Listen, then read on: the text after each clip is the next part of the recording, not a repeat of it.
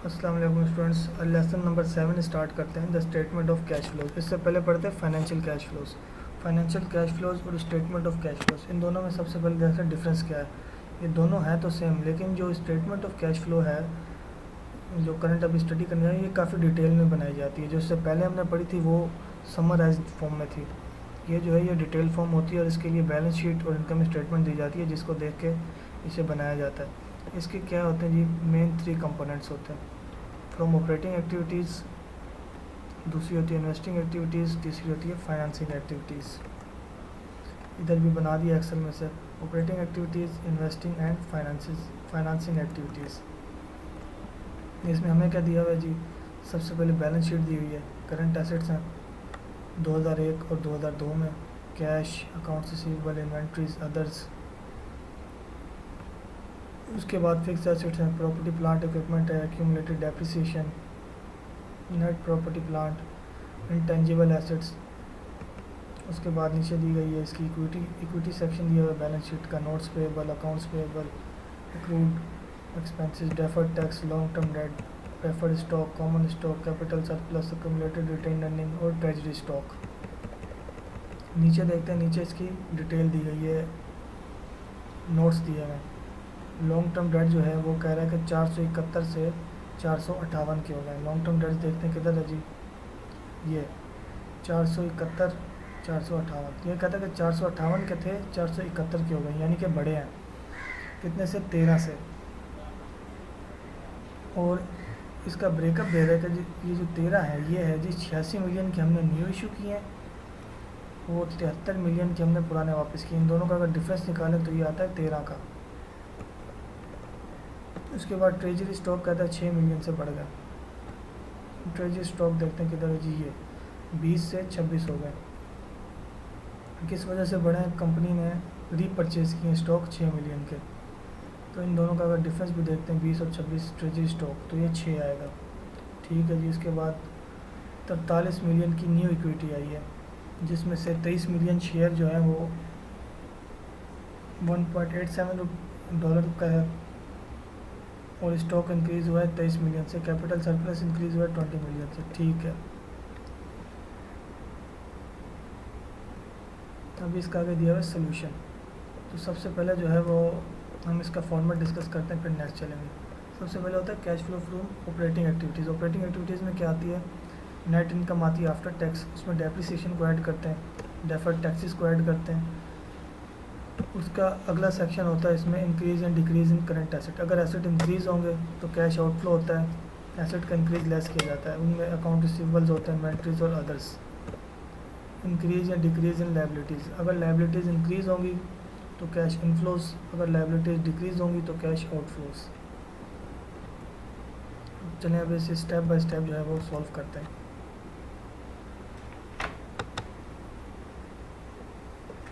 सबसे पहले है जी cash flow from operating activities. यहाँ सबसे पहले लेना है हमने नेट इनकम 86, जिसमें ऐड करनी है डेप्रिसिएशन। ये डेप्रिसिएशन दी हुई है हमें 90 की। ऐड कर देंगे डेफर्ड टैक्सेस। डेफर्ड टैक्सेस ये दिए हैं $13।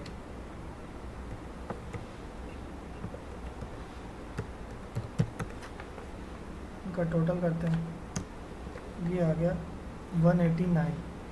अब इसके बाद है इंक्रीज़ और डिक्रीज़ इन करंट एसेट। अगर कोई एसेट इंक्रीज़ होगा तो उसको माइनस करेंगे, ये ब्रैकेट बनाई हुई है। अगर एसेट डिक्रीज़ होगा तो उसे ऐड करेंगे। अभी देखते हैं अकाउंट रिसीवेबल्स। सबसे पहले एसेट देख लेते हैं। एसेट हमारे पास कौन से? कैश को नहीं लेना हमने इसमें, कैश को इसमें इग्नोर किया जाता है क्योंकि कैश फ्लोज की स्टेटमेंट बना रहे हैं, तो उस कैश को हम कंसिडर नहीं करेंगे। सबसे पहले हैं जी अकाउंट रिसीवेबल। पिछले साल थे 270, इस साल हो गए 294, यानी कि 24 से इंक्रीज़ हुए हैं। अगर एसेट इंक्रीज़ होते हैं तो वो इसमें से माइनस किए जाते हैं, -24। उसके बाद है इन्वेंट्रीज़। इन्वेंट्रीज़ पिछले साल थी 280 की, इस साल हो गई हैं 269 की। यानी कि इन्वेंट्रीज कम हुई हैं, अगर कम हुई हैं तो इसको ऐड करेंगे 11, इसका डिफरेंस 11 का। उसके बाद है अदर्स, अदर्स 50 से 58 होगा, यानी कि 8 का इंक्रीज़ हुआ है तो इसे माइनस कर देंगे -8। एसेट इंक्रीज़ होगा तो लेस होगा, लाइबिलिटीज़ इंक्रीज़ होगी तो ऐड होगी, ये डिफरेंस है दोनों का बेसिक। इसका भी टोटल कर लेते हैं, ये आ गया -21। अब आगे चलते हैं, increase and decrease in liabilities.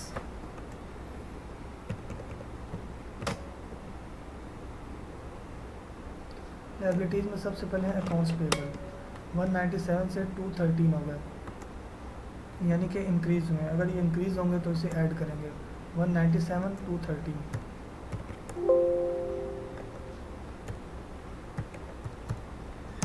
ये आ गया 60। उसके बाद है नोट्स पेबल, नोट्स पेबल 53 से 50 हो गए, यानी कि कम हो गए। लाइबिलिटीज़ डिक्रीज़ होंगी तो लेस होंगी, ठीक है। ये कम हुए कितने से, 3 से। उसके बाद है अक्रूड एक्सपेंसेस, 205 से 223 हो गए, यानी कि इंक्रीज़ हो गए, इंक्रीज़ हुए हैं तो इन्हें ऐड किया जाएगा 205 223।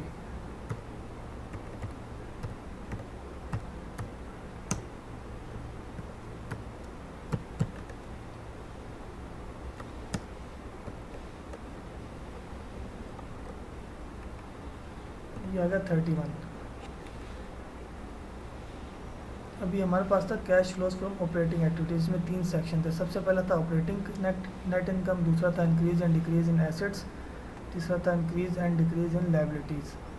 अब इन सबका अगर ग्रैंड टोटल करें हम तो ये हमारे पास आ जाएगा cash flows from operating activities का टोटल। ये आई है 199 की।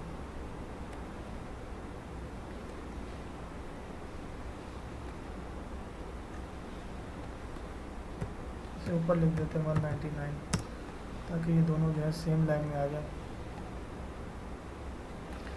उसके बाद इसका नेक्स्ट सेक्शन जो होता है, सबसे पहले इसका सोल्यूशन देख लेते हैं कि इन्होंने किस तरीके से इसे सॉल्व किया हुआ। ये देख लेते हैं, इन्होंने ये सॉल्व किया हुआ, लेकिन ये ना काफ़ी कॉम्प्लिकेटेड है, समझ नहीं आएगा। तो एक्सेल में जो शीट बनाई हुई है ये काफ़ी डिटेल में बनाई हुई है। आंसर चेक कर लेते हैं, आंसर इनका 199 है, हमारा भी 199 आ रहा है, तो यानी कि ये ओके है। अभी अगला है cash flows from investing activities. अभी यहाँ इसने दिया हुआ है acquisition of fix asset and sale of fix asset. जबकि हम इधर डाटा में देखते हैं तो यहाँ पे कहीं भी जिक्र नहीं है कि कहाँ सेल हुए हैं, कहाँ परचेज़ हुए हैं, बस बैलेंसेस दिए हुए हैं। तो इसको करने का एक और ईजी तरीका भी है, उससे इसे सॉल्व करते हैं। तो ये अगला सेक्शन आ गया इसका, cash flows from investing activities. इसमें करना है कि सबसे पहले डिफरेंस लेना है gross property plant and equipment का। एक होती है ये ग्रॉस, जो कि विदाउट डेप्रिसिएशन होते हैं, जो ये दिया हुआ है प्रॉपर्टी प्लांट एंड इक्विपमेंट। उसके बाद इसमें से डेप्रिसिएशन लेस होती है तो आता है नेट। हमने लेनी है ग्रॉस अमाउंट, ग्रॉस अमाउंट थी 1274, ये हो गई 1423, यानी कि बढ़ गई। अगर हमारे एसेट बढ़ते हैं तो कैश का आउटफ्लोज होता है, इसे लेस करते हैं तो इन दोनों का डिफरेंस निकाल लेंगे। 1423 माइनस 1274, ये आ गया 149। तो ये हमारे इंक्रीज़ हुए हैं। इंक्रीज़ का मतलब क्या है कि एसेट इंक्रीज़ हुए, कैश आउटफ्लो 149 है, इसे हम 149 माइनस में लिख देंगे क्योंकि इसे माइनस किया जाएगा। ऊपर भी हमने देखा एसेट इंक्रीज़ होता है तो माइनस होगा। ये प्रॉपर्टी प्लांट एंड इक्विपमेंट, ये भी एसेट है, इंक्रीज़ हुआ, इसे माइनस करेंगे। उसके बाद है इनटेंजिबल एंड अदर एसेट, 221 से ये हो गए 245, 221 से हो गए हैं 245, यानी कि ये बड़े हैं तो ये भी माइनस होंगे। ये हो गया -24। इनका भी सम निकाल लेते हैं कि क्या आता है। ये आ गया -173।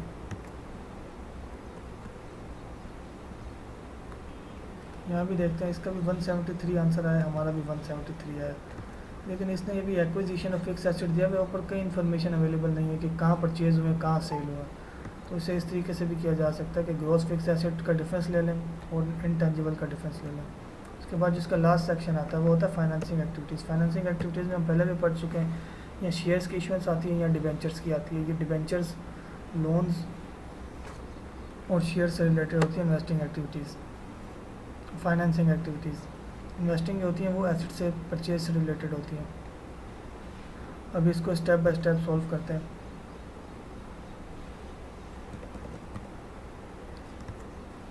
सबसे पहले है long term date. Long term date था 458 का, ये हो गया 471, जबकि इससे रिलेटेड एक इन्फॉर्मेशन भी दी हुई है, ये 458 से 471 हुआ, जिसमें से 13 मिलियन का डिफरेंस है। अब ये 13 मिलियन का डिफरेंस क्या है, 86 मिलियन के न्यू डेट है। अगर हम न्यू डेट इशू करते हैं तो हमारे पास कैश इनफ्लो होगा 86 का। यहाँ रिटायरमेंट ऑफ ओल्ड डेट है 73 ओल्ड डेट पे ऑफ करेंगे तो कैश माइनस होगा। अभी इन दोनों को इस तरह भी लिख सकते हैं, यहाँ इन दोनों का डिफरेंस निकाल कर 13 जो यहाँ दिया हुआ है, यहाँ लॉन्ग टर्म डेट, यहाँ इन दोनों का डिफरेंस ये भी 13 है। तो दोनों तरीक़ों से ऐसे कर सकते हैं, यहाँ आप डायरेक्टली 13 लिख दें या ये दो ब्रेकअप लिख दें इसके। तो इसका भी देखें, अगर इन दोनों का जो है वो सम आ रहा है 13, तो उधर भी 13 है, आप डायरेक्ट 13 लिख दें या इन दोनों को इस तरह डिफरेंस करके ब्रेकअप करके लिख दें, वो कोई इशू नहीं, आंसर सेम ही आएगा दोनों सिचुएशन में। उसके बाद है pre purchase of stocks. Long term date हो गया हमारा। उसके बाद आते हैं स्टॉक्स। स्टॉक्स थे हमारे 39 ये फिक्स हैं, तो फिक्स वाले को तो देखने की ज़रूरत ही नहीं है क्योंकि इसमें कोई चेंज ही नहीं आया। उसके बाद है कॉमन स्टॉक, ये हो गया 32 से 55। अब इधर इसने बताया हुआ है, नीचे हमें एडजस्टमेंट भी दी हुई है इसकी कॉमन स्टॉक की। कॉमन स्टॉक का बता रहा है कि जी कंपनी ने 23 मिलियन के जो है वो शेयर्स इशू किए हैं, जिससे हमारा कॉमन स्टॉक इंक्रीज़ हो गया है। ये दिया हुआ है 23 मिलियन।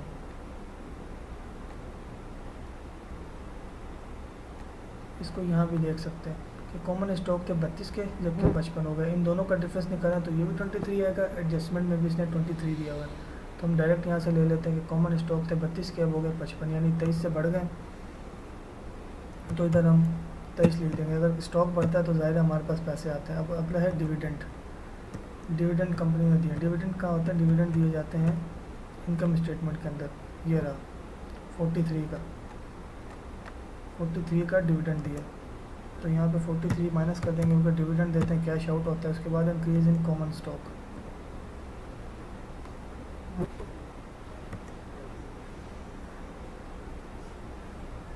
ये हमने इधर लिख दिया था जबकि इसे नीचे लिखना है। कॉमन स्टॉक की एंट्री थी वो थी 23। Repurchase of stock. अभी रीपरचेज ऑफ स्टॉक से भी इसने दिया था ये ट्रेजरी स्टॉक थे पहले हमारे पास 20 के, अब हो गए 26, यानी कि हमने 6 मिलियन के परचेज़ किए हैं। इसने यहाँ पर एडजस्टिंग भी दी हुई है। Treasury stock raise by 6 million, this reflect 6 million stock repurchase -6 stock हमने रीपरचेज़ की, यानी मार्केट में स्टॉक थे हमने दोबारा परचेज़ कर लिए, तो मार्केट में पैसे दिए होंगे तो स्टॉक रीपरचेज़ होंगे ना, तो ये -6 हो गया। अभी अगला है कैपिटल सरप्लस। कैपिटल सरप्लस था 327, ये हो गया 347, यानी 20 से बढ़ गया। इसकी इधर भी हमें डिटेल दी हुई है कि कैपिटल सरप्लस जो है वो 20 से बढ़ा है, तो 20 हम इधर ऐड कर देंगे।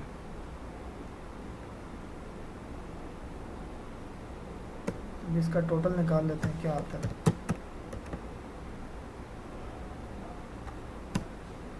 ये आ गया 7। इधर भी देखते हैं तो इसमें 7 दिया हुआ, यानी कि आंसर हमारे सेम है।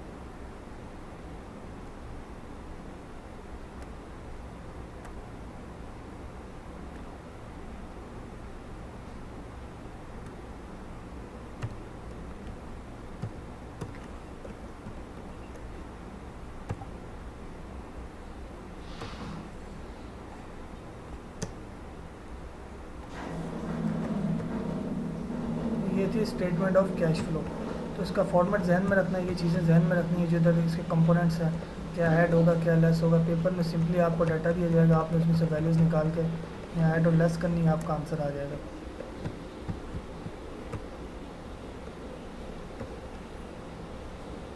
अभी एक चीज़ ऊपर रह गई, ये इसने कहा कि जी 29 मिलियंस के जो है वो शेयर्स आउटस्टैंडिंग है, अर्निंग पर शेयर और डिविडेंड पर शेयर निकालना है। तो इसको भी यहाँ बना के देखते हैं नीचे ना।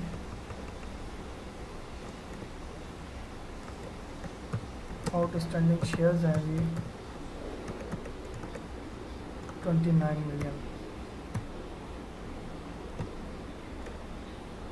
जबकि रिटेन अर्निंग और डिविडेंड्स दिए गए हमें 43 के, रिटेन अर्निंग दी है जी 43। ठीक है, हमें निकालना क्या है, earning per shares and dividend per shares. Earning per share कैसे निकलती है, net income divided by total outstanding shares. Net income हमें कितनी हुई है, नेट इनकम है 86 की, तो सिंपली हम जो है वो करेंगे इधर 86 डिवाइडेड बाय आउटस्टैंडिंग शेयर्स 2.96 या 2.97, ये इधर आ गई 2.97। ये किस तरह निकली, net income divided by total outstanding shares. अब ये आगे निकालना डिविडेंड पर शेयर। डिविडेंड इसने कितना दिया, 43 का, तो ये भी निकल आएगा 43 divided by number of shares 1.48 पर शेयर। ये स्टेटमेंट आ गई, हमने बना ली है। अब आगे इसके सिग्निफिकेंस दिए जा रहे हैं कि इसको बनाने के क्या क्या फ़ायदे हैं। सबसे पहले तो ये है कि आसानी से एक कैश बुक दी जाए पूरे साल की निकाल के, उसके मुकाबले में ये स्टेटमेंट हो तो इजीली पता चल जाएगा किन किन एक्टिविटीज़ पे कितना कितना हमने इन्वेस्टमेंट की है, कितने कैश इनफ्लोज हुए, कितने कैश आउटफ्लोज हुए। और दूसरा है जी ट्रेड एक्सटर्नल यूजेस, यानी कंपनी से बाहर इसे कौन यूज़ कर सकता है। ट्रेड क्रेडिटर्स, यानी कि जो कंपनी को लोन देते हैं वो इसे चेक करते हैं कि इसके पास एबिलिटी है पे करने की या नहीं। बॉन्ड होल्डर्स ये देखते हैं कि लॉन्ग टर्म में हमें कितना कैश फ्लो आएगा, या शेयर होल्डर्स ये देखते हैं कि कितना प्रॉफिट है इससे।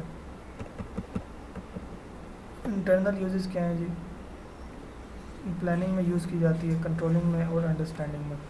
प्लानिंग क्या होती है, प्लानिंग ये होती है कि डिसाइड किया जाता है कि हम फ्यूचर में किस तरह से काम करेंगे, प्लान बनाए जाते हैं। कंट्रोल ये होता है कि किसी भी चीज़ को कंट्रोल किया जाता है। Focus on return on investment for various assets and efficiency.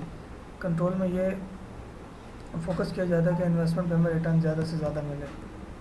उसके बाद है सिग्निफिकेंस ऑफ फाइनेंशियल स्टेटमेंट्स, ये कोई इतना ज़रूरी नहीं है, पेपर में कोई नहीं पूछता ये। उसके बाद है standardize financial statement. Standardize financial statement क्या थी, ये जो हमने अभी बनाई है ना, पेपर क्वेश्चन में देखिए, ये जो वैल्यूज़ दी हुई हैं, ईयरली कंपैरिजन दिया हुआ है, इसे कहते हैं स्टैंडर्डाइज फाइनेंशियल स्टेटमेंट्स। एक होती है common size financial statement. Common size में ये होता है कि जो बैलेंस शीट आइटम्स होते हैं या इनकम स्टेटमेंट होते हैं, इनको परसेंटेज की फॉर्म में शेयर किया जाता है। ये भी अगले चैप्टर में जाकर डिटेल से डिस्कस करेंगे लेसन 8 में। तो अभी यहाँ तक रखते हैं, बाकी इंशाल्लाह नेक्स्ट में